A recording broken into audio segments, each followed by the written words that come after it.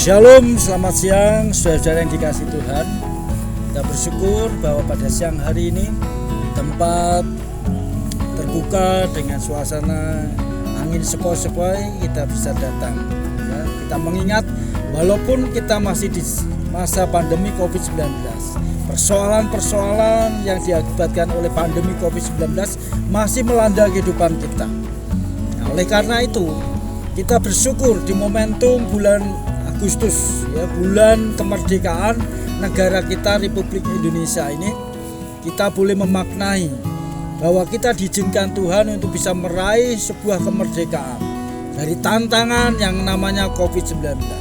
Ya, mungkin selama 1-2 tahun ini kita merasa terjajah, ya, kita merasa terkungkung oleh yang namanya COVID-19, banyak persoalan melanda kehidupan kita, persoalan sakit penyakit, persoalan kesehatan, persoalan pendidikan, persoalan pekerjaan, persoalan bisnis, persoalan yang lain melanda kehidupan kita.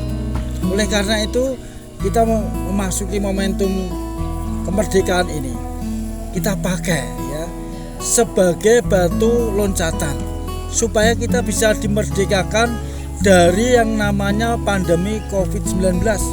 Sebagai orang yang percaya kepada Tuhan, umat yang percaya kepada Tuhan, kita tahu bahwa Tuhan mengizinkan pandemik ini masih merongrong kehidupan kita, bangsa kita. Tuhan mengizinkan. Ya, Tuhan tahu, bukan Tuhan tidak peduli dengan nasib orang-orang yang percaya, nasib bangsa Indonesia yang dikungkung dengan pandemi COVID-19. Tapi Tuhan sangat peduli. Tuhan sangat memahami. Karena apa? Karena Tuhan mengizinkan COVID-19 sebagai batu uji, sebagai ujian, bukan untuk menjatuhkan. Kalau kuasa jahat itu seringkali mencobai kehidupan kita, kehidupan orang yang percaya kepada Tuhan, untuk menjatuhkan iman, menjatuhkan kehidupan orang-orang percaya. Tetapi kalau Tuhan itu memberikan ujian, gunanya untuk apa ujian?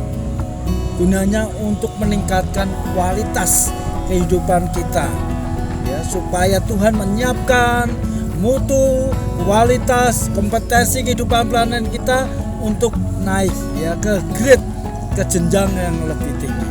Oleh karena itu, saya berdasarkan firman Tuhan di dalam Matius ya, pasal yang keempat, ayat yang ke-9 dan sampai yang ke-11 ya, di situ dikatakan bahwa dalam Matius pasal yang keempat, pada waktu Tuhan Yesus dicobai oleh kuasa roh jahat ya, iblis mencobai, maka Tuhan berkata, Yesus berkata kepada iblis, "Enyahlah iblis, sebab ada tertulis engkau harus menyembah Tuhan Allahmu dan hanya kepada Dia sajalah engkau berbakti." Lalu iblis meninggalkan dia dan lihatlah malaikat-malaikat datang melayani Yesus. Ya, jadi Tuhan Yesus dicobai oleh kuasa roh jahat. Tapi Roh Kudus membawa dia di padang gurun untuk mendapat ujian.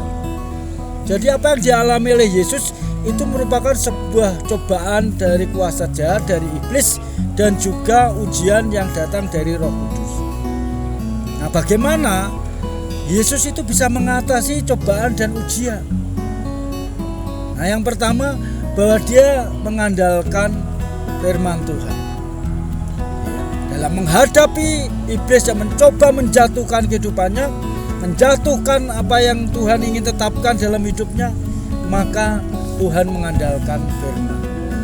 Iblis berkata, engkau bisa menjadikan batu-batu ini menjadi roti. Tapi Tuhan berkata, manusia tidak hidup dari roti, tapi dari firman Tuhan. Engkau bisa menjatuhkan dirimu dari tempat yang tinggi dan malaikat akan menatang tubuhmu, menatang kakimu sehingga kau tidak jatuh ke batu-batu. Tapi Tuhan berkata, jangan mencobai Tuhan Allah. Nah, saudara-saudara yang dikasih Tuhan, kalau kita menghadapi ujian, menghadapi pencobaan, ya iblis, kuasa jahat, nafsu kedagingan kita ingin menghancurkan kita. Tapi Tuhan memakai setiap pencobaan, setiap persoalan yang kita alami, persoalan yang saudara-saudara alami, maka kita datang pada Tuhan. percayalah kepada firman Tuhan. Ya, percayalah kepada Tuhan, maka engkau akan dilepaskan. Kalau engkau sudah bertahan kuat, kau bisa mengatasi pencobaan, kau bisa mengatasi ujian, maka ada berkat-berkat. Ya, ada gift yang disediakan Tuhan.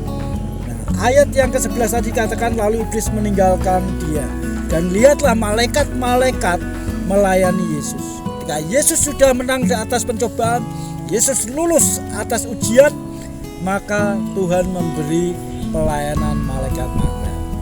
Ketika Tuhan Yesus kelaparan, malaikat melayani dan beri makan. Tuhan Yesus kehausan, malaikat memberikan air minum. Artinya apa? Semua kebutuhan yang dibutuhkan Yesus dicukupkan oleh malaikat Tuhan. Nah, demikian juga kalau kita menghadapi persoalan, mengandalkan Tuhan, tidak mengandalkan pengalaman, tidak mengandalkan orang pintar, kita datang pada Tuhan. Kita mengandalkan firman Tuhan, doa kepada Tuhan, maka Tuhan akan menolong kita. Tuhan siap memberkati kita. Masa pandemik, pekerjaan kita, bisnisnya terganggu, studi kita terganggu, ibadah kita terganggu, percayalah pada Tuhan. Kita akan dimerdekakan kalau kita mengandalkan firman. Dan pasti pandemik selesai dan kita merdeka, kita diberkati Tuhan dan kesehatan, berkat yang melimpah jasmani rohani. Tuhan Yesus memberkati.